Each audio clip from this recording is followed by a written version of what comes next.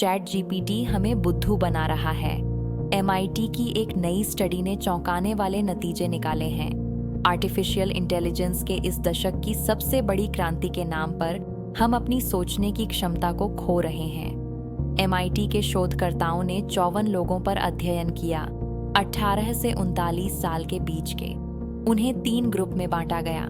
पहला group chat GPT इस्तेमाल करता था, दूसरा गूगल सर्च और तीसरा सिर्फ अपने दिमाग पर निर्भर था।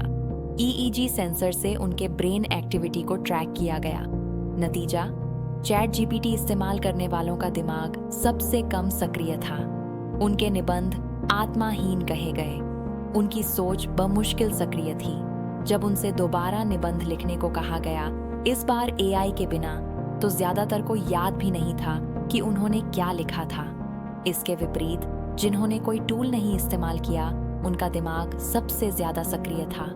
वे ज्यादा रचनात्मक और जिज्ञासु थे। उनके निबंधों में मौलिक विचार थे। वे अपने काम पर गर्व भी महसूस करते थे। गूगल सर्च करने वाले चैट जीपीटी यूजर्स से बेहतर प्रदर्शन करते थे। उनमें सक्रिय सोच देखी गई। अब सवाल यह है कि भारत के संदर्भ में इसका क्या मतलब है।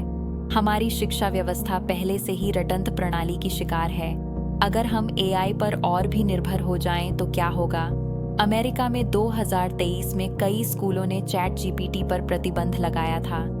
शिक्षकों को लगा कि यह नकल को बढ़ावा देता है और छात्रों की सोचने समझने की क्षमता को कम करता है। UK में भी कई छात्र चैट जीपीटी से नकल करते पकड़े गए।